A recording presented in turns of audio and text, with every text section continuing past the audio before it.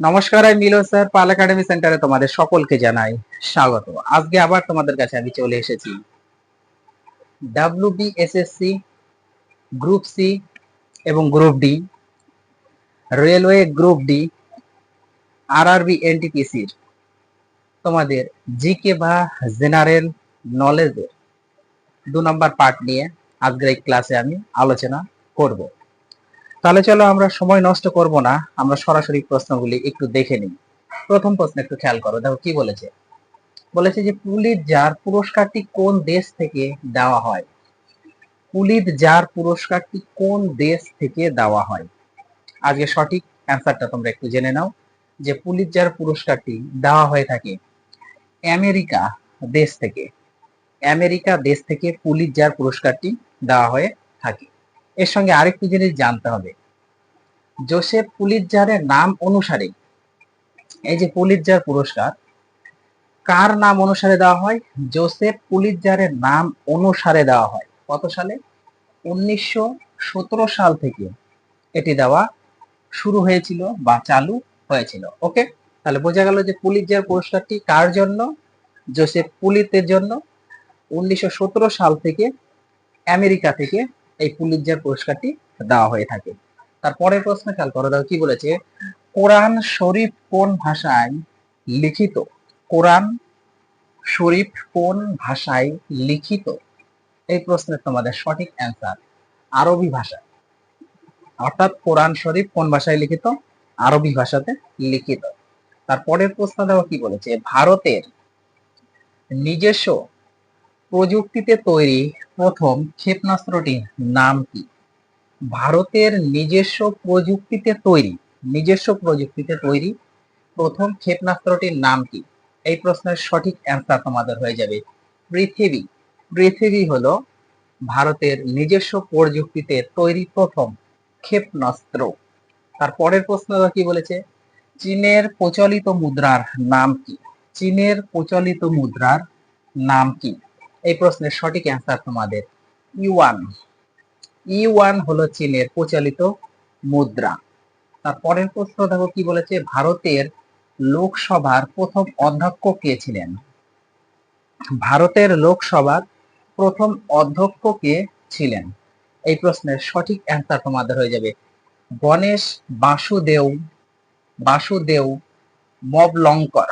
গণেশ বাসুদেব মবলঙ্কর। ওকে, তাহলে ভারতের লোকসভার প্রথম অধ্যক্ষ কে ছিলেন? ভারতের লোকসভার প্রথম অধ্যক্ষ ছিলেন গণেশ বাসুদেব মবলঙ্কর, হচ্ছে কারেক্ট অ্যান্সার। তারপরের প্রশ্ন, কোন দেশকে উদীয়মান সূর্যের দেশ বলা হয়? কোন দেশকে উদীয়মান সূর্যের দেশ বলা হয়? এই প্রশ্নের সঠিক অ্যান্সার হয়ে যাবে জাপান। জাপানকে উদীয়মান সূর্যের দেশ বলা হয়ে থাকে। তারপরের প্রশ্ন কি বলেছে। কৃত্রিম পা নিয়ে নৃত্য পরিবেশন করা একজন নৃত্যশিল্পীর নাম লেখো। এই প্রশ্নের সঠিক অ্যান্সার তোমাদের সুধা চন্দ্রন। সুধা চন্দ্রন হচ্ছে সঠিক অ্যান্সার, যিনি কৃত্রিম পা নিয়ে নৃত্য পরিবেশন করেছিলেন। ওকে, এবং তিনি একজন নৃত্যশিল্পী। তারপরে প্রশ্ন, দশমিক প্রথা কোন দেশ চালু করেন? দশমিক প্রথা কোন দেশ চালু করেন? এই প্রশ্নের সঠিক অ্যান্সার গ্রিস। গ্রিস দেশ কি করেছিল? দশমিক প্রথা প্রথম চালু করেছিল। তারপরের প্রশ্ন, Antonio Antonio Guterres Antonio Guterres কোন দেশের অধিবাসী? আন্তেনিও গুতেরাস কোন দেশের অধিবাসী? কোশ্চেনটা একটু ভিভিআই করে রাখো। আন্তেনিও গুতেরাস কোন দেশের অধিবাসী? এই প্রশ্নের সঠিক অ্যান্সার পর্তুগাল অথবা পর্তুগিজ। ওকে, তোমাদের অনেক সময় পর্তুগাল দেওয়া থাকতে পারে, আবার অনেক সময় পর্তুগিজও থাকতে পারে, দুটোর মানে সেমই। পর্তুগাল বা পর্তুগিজের অধিবাসী এই আন্তেনিও গুতেরাস। ওকে, তিনি রাষ্ট্রসংঘের জেনারেল সেক্রেটারি ছিলেন। এই কথাটা একটু মনে রাখতে হবে যে আন্তেনিও গুতেরাস একসময় কি এই রাষ্ট্রসংঘের জেনারেল সেক্রেটারি হিসাবে দায়িত্ব ভার ছিল তার কাছে। তারপরের প্রশ্নটাও কি বলেছে। বিশ্বের প্রথম মহিলা প্রধানমন্ত্রী কে? বিশ্বের প্রথম মহিলা প্রধানমন্ত্রী, বিশ্বের, এই কথাটা মনে রাখতে হবে যে বিশ্বের প্রথম মহিলা প্রধানমন্ত্রীকে? এই প্রশ্নের সঠিক অ্যান্সার শিরিমা। শিরিমা অথবা এস, শিরিমা থাকতে পারে অথবা এস থাকতে পারে, এস ফর শিরিমা। ওকে, বন্দর নায়েক, শিরিমা বা এস বন্দর নায়েক, এস বন্দর নায়েক বা শিরিমা বন্দর নায়েক হলেন বিশ্বের প্রথম মহিলা প্রধানমন্ত্রী। ক্লিয়ার? তার পরের প্রশ্ন দেখো কি বলেছে, পরের প্রশ্নে একটু চোখ রাখো। দেখো পরের প্রশ্নে বলা হয়েছে যে সোনার কেল্লার সঙ্গে কোন শহরটি সংযুক্ত? সোনার কেল্লার সঙ্গে কোন শহরটি সংযুক্ত? এই প্রশ্নের সঠিক অ্যান্সার তোমাদের জয়সলমীর। জয়সলমীর সোনার কেল্লার সঙ্গে সম্পর্কিত একটি শহর। ওকে, তারপরের প্রশ্ন দেখো কি বলেছে, কার সমাধি স্থল শক্তি স্থল নামে পরিচিত? কার সমাধি স্থল শক্তি স্থল নামে পরিচিত? এই প্রশ্নের সঠিক অ্যান্সার তোমাদের ইন্দিরা গান্ধী। ইন্দিরা গান্ধী। ওকে, এই ইন্দিরা গান্ধীর সমাধি স্থল শক্তি স্থল নামে পরিচিত। কোশ্চেনটা ভিভিআই করে রাখো। তারপরের প্রশ্ন দেখো কি বলেছে, কোন ভারতীয়কে রাজনৈতিক ও সামাজিক ক্ষেত্রে অসামান্য অবদানের জন্য প্রথম ভারতরত্ন দেওয়া হয়? কোশ্চেনটি আরেকবার রিপিট করছি, কোন ভারতীয়কে রাজনৈতিক ও সামাজিক ক্ষেত্রে অসামান্য অবদানের জন্য প্রথম ভারতরত্ন দেওয়া হয়? এই প্রশ্নের সঠিক অ্যান্সার তোমাদের খান আব্দুল গফফর খানকে। খান আব্দুল গফফর খানকে। ওকে, রাজনৈতিক ও সামাজিক ক্ষেত্রে অসামান্য অবদানের জন্য ভারতরত্ন দেওয়া হয়েছিল। তার পরের প্রশ্ন দেবো কি, কোন দেশ থেকে ম্যাগসেসে, কোন দেশ থেকে ম্যাগসেসে পুরস্কার দেওয়া হয়? কোন দেশ থেকে ম্যাগসেসে পুরস্কার দেওয়া হয়? এই প্রশ্নের সঠিক অ্যান্সার ফিলিপাইন্স। ফিলিপাইন্স দেশ থেকে ম্যাগসেসে পুরস্কার দেওয়া হয়। ফিলিপাইন্সের, এখান থেকে আরেকটু মনে রাখতে হবে তোমাদের যে ফিলিপাইন্সের যে রাষ্ট্রপতি, ফিলিপাইন্সের রাষ্ট্রপতি তার নাম ছিল হচ্ছে রমন, রমন ম্যাগসাইসের, রমন ম্যাগসাইসের নাম অনুসারে। ওকে, ফিলিপাইন্সের রাষ্ট্রপতি রমন ম্যাগসাইসের নাম অনুসারে 1957 সালে, 1957 সালে কি দেওয়া হয়েছিল? এই ম্যাগসেসাস পুরস্কার দেওয়া হয়েছিল রমন ম্যাগসাইসের নাম অনুসারে। এটা একটু মনে রাখতে হবে তোমাদের। ওকে, তারপরের প্রশ্ন, সেন্ট্রাল ফুড রিসার্চ ইনস্টিটিউটের মুখ্য কার্যালয় কোথায়? সেন্ট্রাল ফুড রিসার্চ ইনস্টিটিউটের মুখ্য কার্যালয় কোথায়? এই প্রশ্নের সঠিক অ্যান্সার তোমাদের মহীশূর। মহীশূরে রয়েছে সেন্ট্রাল ফুড রিসার্চ ইনস্টিটিউট, এর মুখ্য কার্যালয় রয়েছে মহীশূরে। ক্লিয়ার?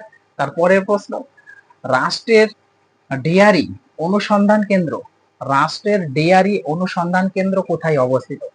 রাষ্ট্রের ডেয়ারি অনুসন্ধান কেন্দ্র কোথায় অবস্থিত? এই প্রশ্নের সঠিক অ্যান্সার কার্নালে। কার্নালে অবস্থিত রাষ্ট্রের ডেয়ারি অনুসন্ধান কেন্দ্র কার্নালে অবস্থিত বা কার্নালে অবস্থান করেছে।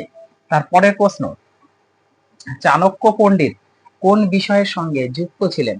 চাণক্য পণ্ডিত কোন বিষয়ের সঙ্গে যুক্ত ছিলেন? এই প্রশ্নের তোমাদের সঠিক অ্যান্সার হয়ে যাবে রাজনীতি।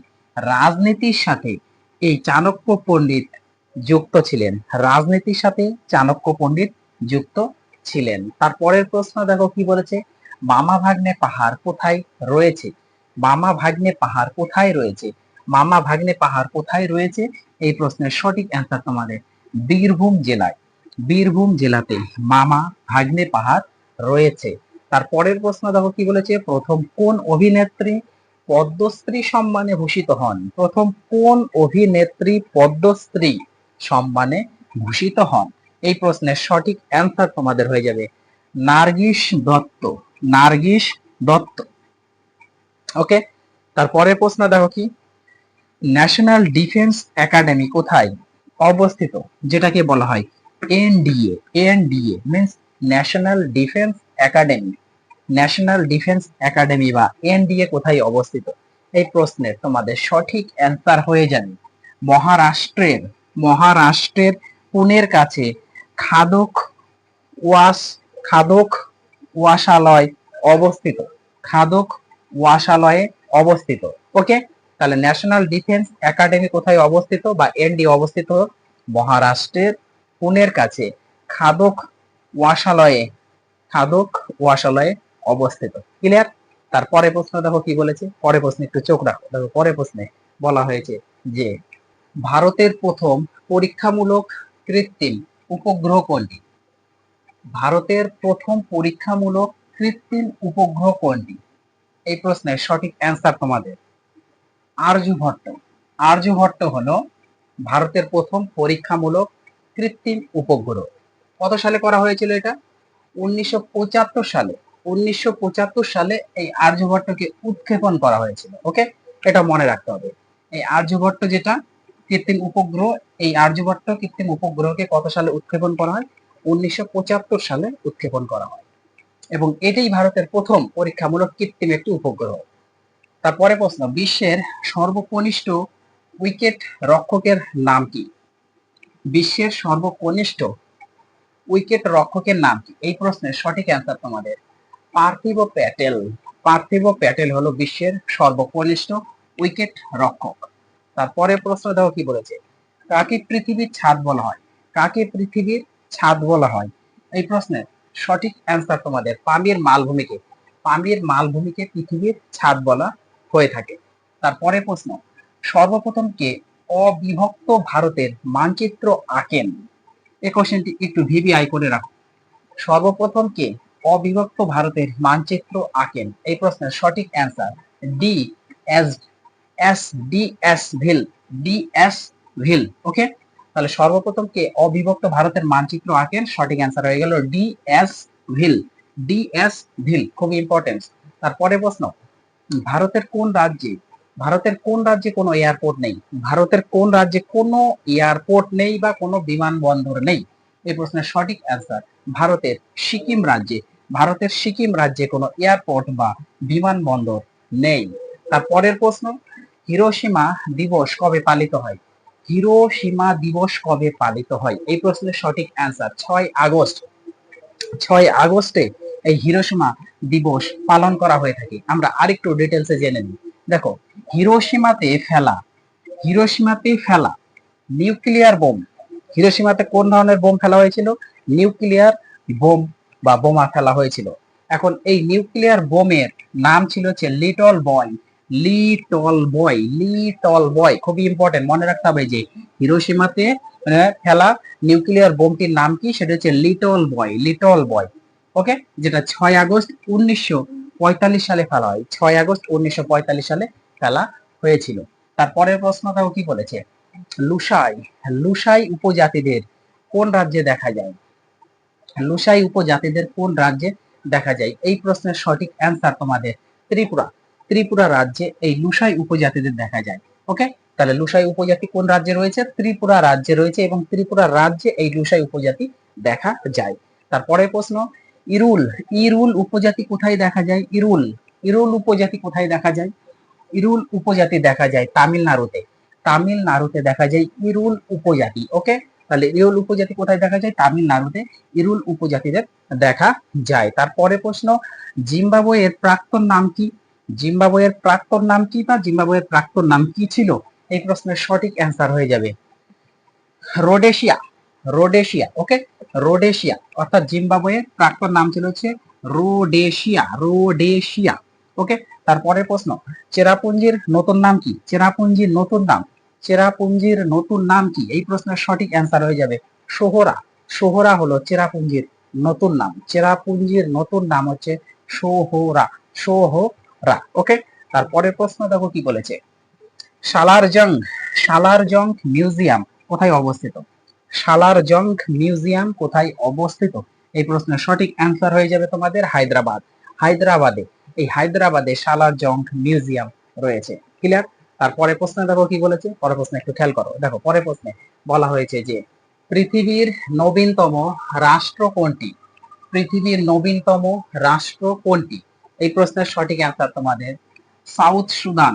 সাউথ সুদান হলো পৃথিবীর নবীনতম একটি রাষ্ট্র। ওকে, তারপরের প্রশ্ন দেখো, বরবুদুর, বরবুদুর এর স্তূপ কোন দেশে অবস্থিত? বরবুদুর এর স্তূপ কোন দেশে অবস্থিত? এই প্রশ্নের সঠিক অ্যান্সার তোমাদের ইন্দোনেশিয়া। ইন্দোনেশিয়াতে এই বরবুদুর স্তূপ অবস্থিত। ওকে, তারপরে প্রশ্নে দেখো, যেসব উদ্ভিদ বরফের উপর জন্মায় তাদেরকে কি বলা হয়? যে সমস্ত উদ্ভিদ বরফের উপরে জন্মায় তাদেরকে কি বলা হয়? এই প্রশ্নের সঠিক অ্যান্সার ক্রায়োফাইট। ক্রায়োফাইট বলা হয় থাকে। যে সমস্ত উদ্ভিদ বরফের উপরে জন্মায় তাদের বলা হয় ক্রায়োফাইট। ক্লিয়ার? তারপরে প্রশ্ন, বড় ইমাম বাড়া, বড় ইমাম বাড়া কোথায় অবস্থিত? বড় ইমাম বাড়া কোথায় অবস্থিত? এই প্রশ্নের সঠিক অ্যান্সার তোমাদের লখনৌ। লখনৌতে এই বড় ইমাম বাড়া অবস্থিত। তারপরের প্রশ্ন দেখো কি বলেছে, প্রথম কোন ভারতীয় মাউন্ট এভারেস্ট জয় করেন? প্রথম কোন ভারতীয় মাউন্ট এভারেস্ট জয় করেন? এই প্রশ্নের সঠিক তোমাদের অ্যান্সার হয়ে যাবে অবতার সিং। অবতার সিং গত 1965 সালের 20 মে অবতার সিং প্রথম কোন ভারতীয় মাউন্ট এভারেস্ট জয় করেন? অবতার সিং। অবতার সিং 1965 সালের 20 মে। 1965 সালের 20 মে। ওকে, এই গম্বু শেরপার সাথে, গম্বু শেরপার সাথে তিনি মাউন্ট এভারেস্টের শীর্ষে উঠেছিলেন। তার সাথে গম্বু শেরপার সাথে তিনি মাউন্ট এভারেস্টের শীর্ষে উঠেছিলেন। এখন কোশ্চেন হলো, যদি তোমাদের এইভাবে কোশ্চেন করে যে প্রথম কোন ভারতীয় মাউন্ট এভারেস্ট জয় করেন, অনেক সময় তোমাদের অপশনে থাকতে পারে অবতার সিং অথবা গম্বু শেরপা। গম্বু শেরপা এই দুটো মধ্যে যে কোনো একটা যদি থাকে তখন তোমাদের মনে কিন্তু রাখতে হবে, যদি গম্বু শেরপা থাকে তাহলে গম্বু শেরপা দিবে, যদি অবতার সিং থাকে তাহলে অবতার সিং দেবে, আর যদি এই দুটোই থাকে অপশন হিসাবে তোমাদের সেটা দিতে হবে কিন্তু। ওকে, এই জিনিসটা ভুললে চলবে না। অবতার সিং দিয়েছিলেন গম্বু শেরপার সাথে 1965 সালে 20 মে। তার সহায়তায় কিন্তু অবতার সিং মাউন্ট এভারেস্টের শীর্ষে পৌঁছেছিলেন। তাহলে মেন হচ্ছে গম্বু শেরপা। ওকে, তারপরে প্রশ্ন কি বলেছে, ঝাড়খণ্ড রাজ্যের প্রতিষ্ঠাতা হয়েছে কত সালে? ঝাড়খণ্ড রাজ্যের প্রতিষ্ঠাতা হয়েছে কত সালে? এই প্রশ্নের সঠিক অ্যান্সার 2000 সালে। 2000 সালে ঝাড়খণ্ড রাজ্যের প্রতিষ্ঠাতা হয়। তারপরের প্রশ্ন, কার্গিলে, কার্গিলে অপারেশন বিজয় কোন সালে হয়? কার্গিলে অপারেশন বিজয় কোন সালে হয়? এই প্রশ্নের সঠিক অ্যান্সার তোমাদের 1999 সালে। 1999 সালে কার্গিলে অপারেশন বিজয় হয়ে থাকে। তারপরের প্রশ্ন দেখো, সত্যজিৎ রায় নির্মিত, সত্যজিৎ রায় নির্মিত শেষ বইটির নাম কি? সত্যজিৎ রায় নির্মিত শেষ বইটির নাম কি? এই প্রশ্নের সঠিক অ্যান্সার তোমাদের হয়ে যাবে আগন্তুক। আগন্তুক, দা স্ট্রেঞ্জার, দা স্ট্রেঞ্জার, আগন্তুক। ওকে, তাহলে সত্যজিৎ রায়ের নির্মিত শেষ ছবিটির নাম হচ্ছে আগন্তুক, দা স্ট্রেঞ্জার। তারপরের প্রশ্ন দেখো, সত্যজিৎ রায়ের নির্দেশিত প্রথম ছবিটির নাম কি? সত্যজিৎ রায়ের নির্দেশিত প্রথম ছবিটির নাম কি? এটি হচ্ছে তোমাদের সঠিক অ্যান্সার হয়ে যাবে পথের পাঁচালী। পথের পাঁচালী কত সালে? 1955 সালে। পথের পাঁচালী 1955 সালে। তাহলে মনে রাখতে হবে যে প্রথমটা হচ্ছে পথের পাঁচালী এবং শেষ ছবিটি হচ্ছে আগন্তুক, দ্য স্ট্রেঞ্জার। ওকে, আর পথের পাঁচালীটা একটু মনে রাখবে সালটা 1955 সালে। আজকে তোমাদের শেষ প্রশ্ন দেখো কি বলেছে, কোন ভারতীয় প্রথম ম্যাগসেসের পুরস্কার পেয়েছে? কোন ভারতীয় প্রথম ম্যাগসেসের পুরস্কার পেয়েছে? এই প্রশ্নটা একটু ভালোভাবে তোমাদের বুঝতে হবে, কোন ভারতীয় প্রথম ম্যাগসেসে পুরস্কার পেয়েছেন? এই প্রশ্নের সঠিক অ্যান্সার হচ্ছে বিনোবা ভাবে। 1958 সালে বিনোবা ভাবে, বিনোবা ভাবে 1958 সালে তিনি এটা পেয়েছেন। তিনি এই যে বিনোবা ভাবে, এই বিনোবা ভাবে ছিল হচ্ছে মহাত্মা গান্ধীর একজন শীর্ষ, একজন শিষ্য ছিলেন। তিনি একজন শিষ্য ছিলেন। কার? মহাত্মা গান্ধীর শিষ্য। যদি বলা হয় মহাত্মা গান্ধীর শিষ্যের নাম লেখো বিনোবা ভাবে, যিনি ম্যাগনেসেস পুরস্কার পেয়েছেন, তখন কিন্তু অ্যান্সার হয়ে যাচ্ছে বিনোবা ভাবে। অথবা প্রথম ভারতীয় যিনি ম্যাগসেসে পুরস্কার পেয়েছেন তিনি হচ্ছে বিনোবা ভাবে 1958 সালে।